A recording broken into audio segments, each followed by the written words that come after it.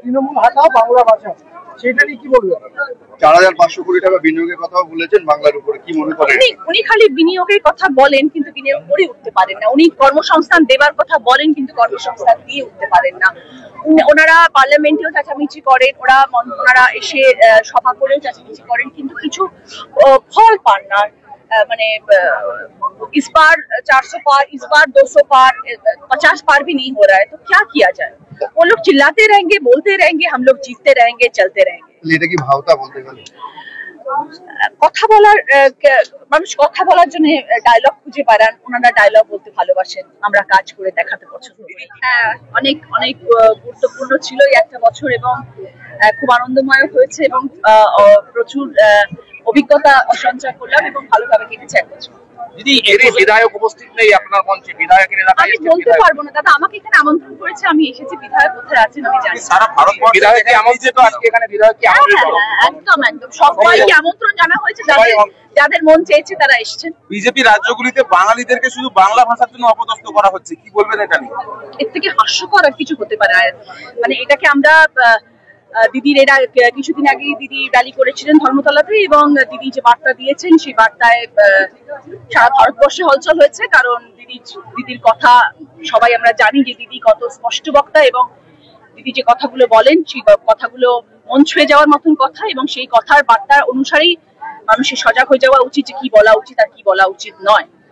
তো বিজেপি যদি এরকম ধরনের কথাবার্তা বলে তাহলে খুব অপমানজনক কথাবার্তা বলছেন এবং আমাদের পশ্চিমবাংলা তথা ভারতবর্ষ গর্ব করে পশ্চিমবাংলার জন্য। কারণ এখানে রবীন্দ্রনাথ ঠাকুর এসছেন, এখানে নজরুল জন্ম নিয়েছেন, এখানে নেতাজি জন্ম নিয়েছেন, যারা আমাদের পশ্চিমবাংলার গর্ব, আমাদের ভারতবর্ষের গর্ব তথা বিশ্বের গর্ব।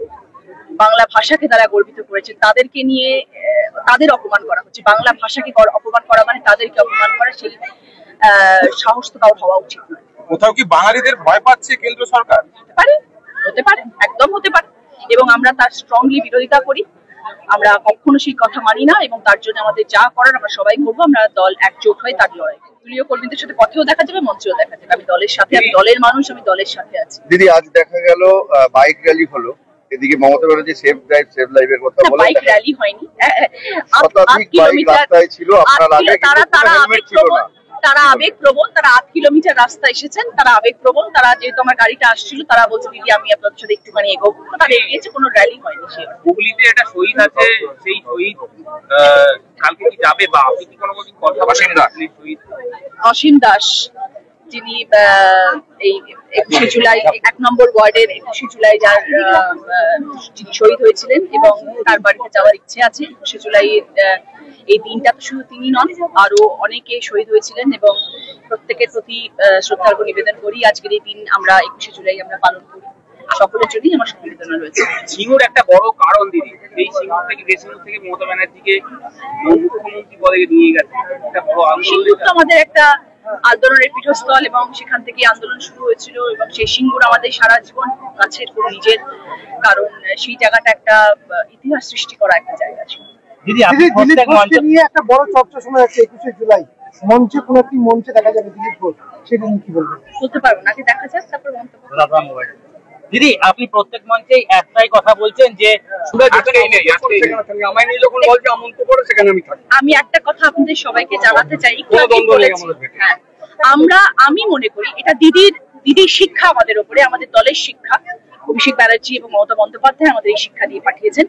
যখন আমরা দলে যোগদান করেছি, আমি মনে করবো সবাই এতে একমত হবেন যে আমাদের তরফ থেকে, ইন্ডিভিজুয়াল প্রত্যেকটি মানুষের তরফ থেকে আমরা চেষ্টা করবো আমরা একজোট হয়ে থাকার এবং আমাদের তরফ থেকে আমরা সবসময় সেটা পালন করার চেষ্টা করি।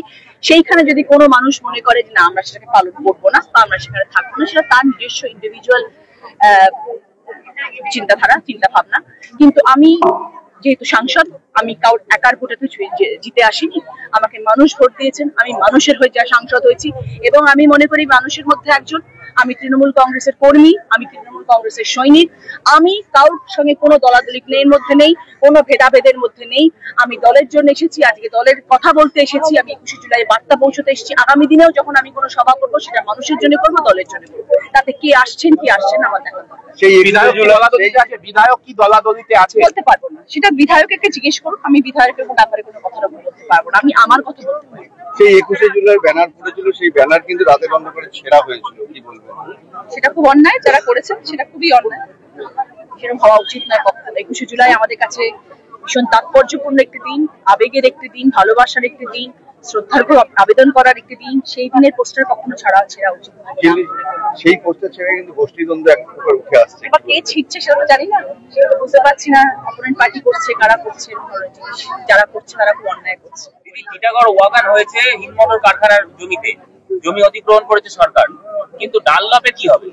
আপনি তো এখানকার সাংসদ। আমরা দেখুন, আমি যেহেতু এখানকার সাংসদ, এখন আগে আমরা টিএমসি থেকে কোনো সাংসদ ছিলেন না, আমি এখন সাংসদ। আমি তো চেষ্টা করবো যতটা সম্ভব, 1 বছর হয়েছে সবে এসেছি। এর আগে বড় বড় দিগ্গজরা সবাই ছিলেন, বড় বড় মানুষরা সবাই এখানে সাংসদ ছিলেন। আমাকে একটু সময় দেওয়া হোক, যদি আগামী দিনে আমি কিছু করতে পারি, চেষ্টা করবো নিশ্চয়ই। এনডি জোটের বৈঠকে আজকে অভিষেক বন্দ্যোপাধ্যায় ভার্চুয়াল ভাবে যোগ দিচ্ছেন। Very good, all the best, fingers crossed আমার দলের জন্য।